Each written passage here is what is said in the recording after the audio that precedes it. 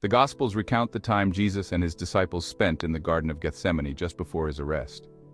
In this moment, Jesus prayed to his Father 3 times, saying, "My Father, if it is possible, may this cup be taken from me.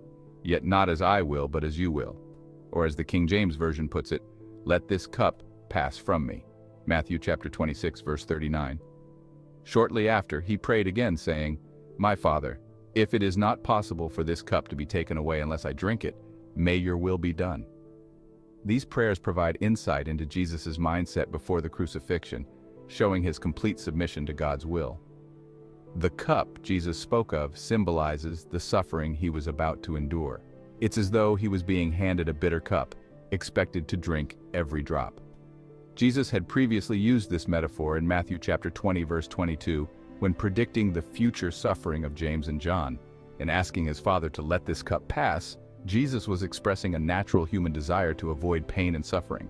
Jesus is fully God, yet also fully human. His human nature, though sinless, still wrestled with the reality of the suffering and humiliation that lay ahead. His humanity recoiled from the cross. In this same moment, Jesus told his disciples, "The spirit is willing, but the flesh is weak." Matthew chapter 26, verse 41. When he prayed, "Let this cup pass from me," he was confronting the natural human instinct for self-preservation and comfort. The struggle was immense. Jesus said he was overwhelmed with sorrow to the point of death. Luke, the physician, even noted that Jesus sweat drops of blood, a rare physical response to extreme stress.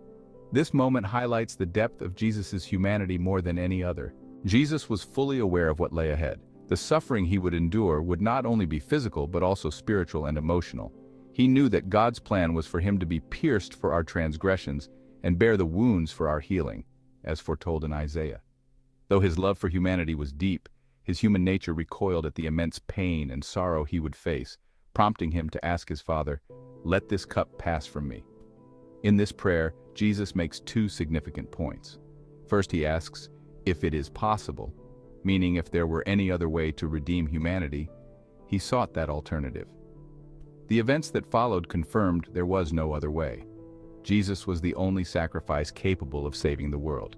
Second, Jesus says, "Yet not as I will, but as you will," showing his complete submission to God's will. True prayer is always in alignment with God's purposes. In the Garden of Gethsemane, Jesus overcame the struggle between his human nature and the divine purpose by fully submitting to God's plan through fervent prayer and intentional surrender. It's comforting to know that when we face difficult situations, Jesus understands what it's like to want God's will, but also to feel the weight of not wanting the suffering that often comes with it. He knows the tension between acting out of love while dreading the pain it might bring, and the desire to obey God even when the flesh resists. This internal conflict isn't sinful, it's part of being human. Jesus, being fully human, went through this so that he could be a compassionate and faithful high priest. He came to seek and save the lost and fulfilled his mission, even though it required enduring immense suffering to the very end. How should we respond to Jesus' incredible love for us?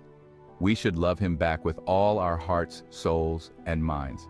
We should tell others about him and what he has done for us. We should live our lives in a way that honors him. Let us never forget the sacrifice that Jesus made for us. Let us always remember his love and grace.